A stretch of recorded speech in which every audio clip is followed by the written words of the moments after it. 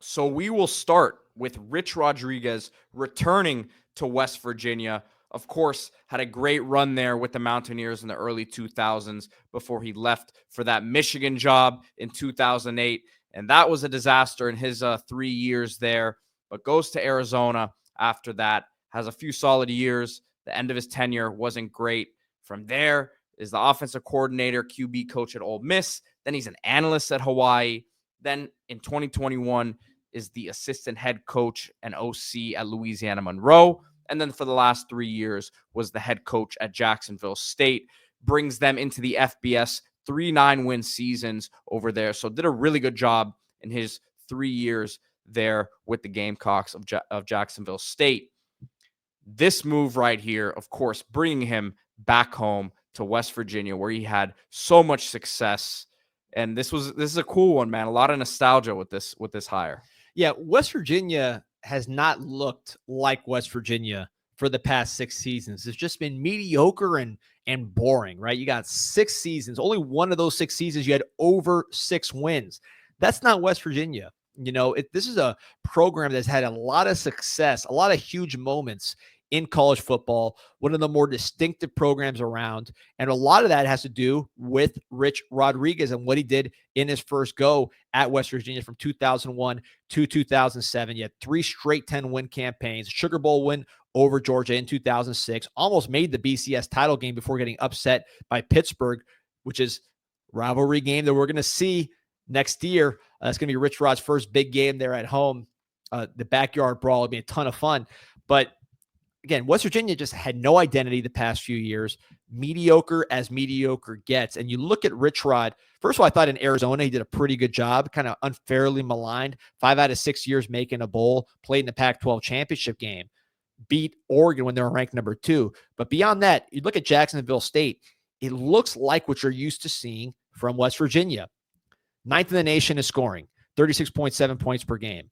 267 yards rushing, that's second in the nation. The quarterback ran for over 1,300 yards, Tyler Huff. That's West Virginia to the T. Running quarterback as RichRod Ball. So RichRod hasn't changed that much. I'm sure he's adjusted slightly, but he's still RichRod.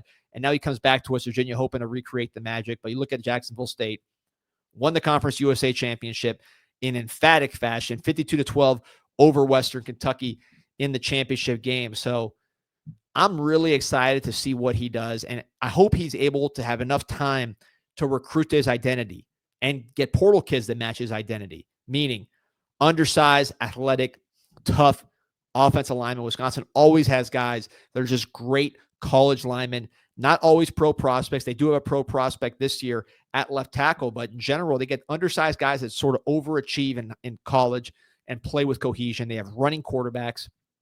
There's not that many offenses in college football here in 2024 that have a quarterback that's run first. You have a lot of mobile quarterbacks that are dual threat, but teams that are just saying, hey, we're going to run for over 1,000 yards with our quarterback, you don't see that as much. So there's going to be quarterbacks available either in the portal or through high school that are run first, true run first quarterbacks. That if you're West Virginia, you prioritize those guys and you land them, and other schools might not view them the same way you do. So you get a competitive advantage.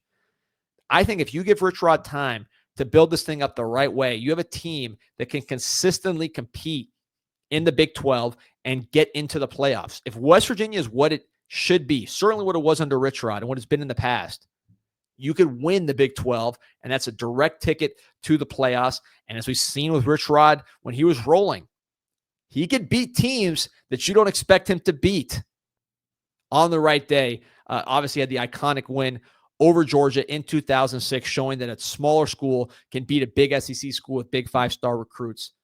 I want to say smaller school, not enrollment-wise, but just in terms of the physical size of the players, the resources committed to football. So very excited to see how this one develops.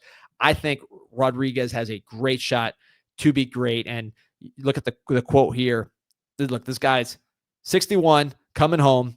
He's from West Virginia. So, yeah, obviously it's an emotional thing for him. He played for the school as well, from Granttown, West Virginia, went to North Marion High School, played defensive back at West Virginia. But look at the quote.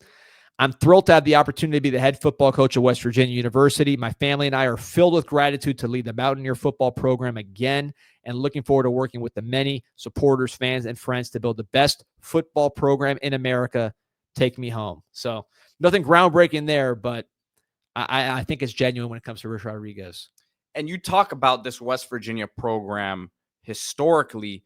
Everyone remembers those Pat White, Steve Slayton teams and how exciting they were to watch. I think about even after him, the Dana Holgerson, Geno Smith, Tavon Austin, Stedman Bailey teams that were scoring 1 million points there. So it's a program that, like you said, they've had a bunch of talent come through. They're real big-time NFL talent, and you'd like to see them get back to it. And it's an entertaining job and atmosphere up there in Morgantown when it's really going.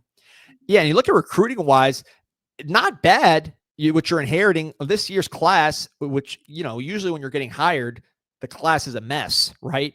But this year's class for West Virginia, 40th ranked class in America, which is not terrible, right? If you can live with the 40th ranked class, you got a lot of players coming in. You didn't evaluate them. Hopefully some of them fit your system, but you got something there to build off of. Plus the portal's there.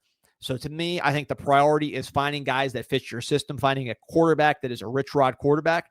Not every quarterback is a RichRod quarterback. Is that quarterback on the roster for West Virginia?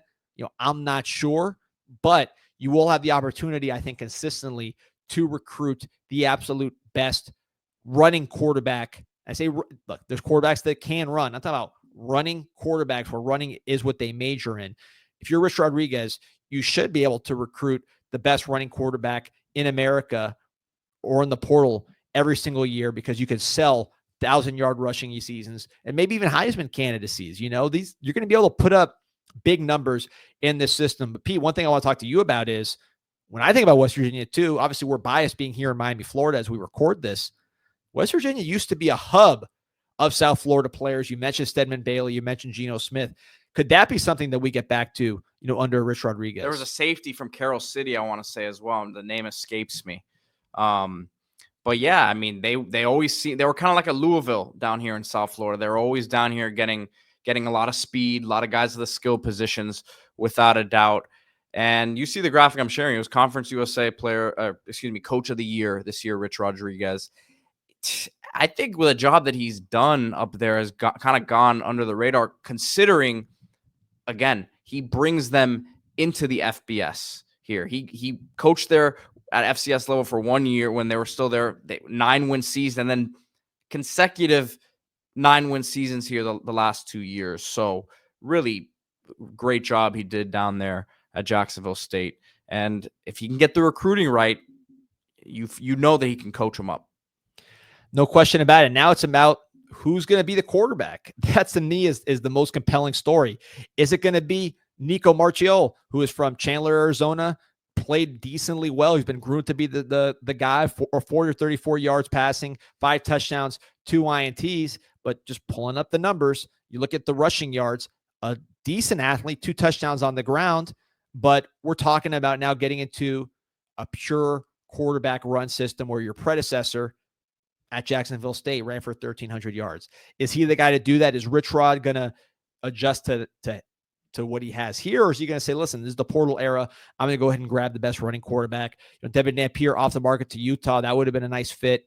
But we'll see how RichRod attacks his position. Because I think that decision, how you attack the quarterback position, is going to be telling. He's got some talent at running back. CJ Donaldson, we were talking about South Florida guys from Miami Gulliver. Really, really talented all-around player at the running back position. Be very interesting to see how this all shapes up and how he builds this team. But I hope he builds an old-school RichRod team, because this needs to be a program with an identity. It can't just be like every other program. It's got to look and feel like West Virginia. And what better way to do it than to bring back one of the most iconic, probably the most iconic coach in the history of West Virginia, certainly in our lifetime, with Rich Rodriguez. Group Chat Football Live. Remember to like this video and subscribe to the channel, bringing you the latest in the transfer portal and coaching movement across the world of college football.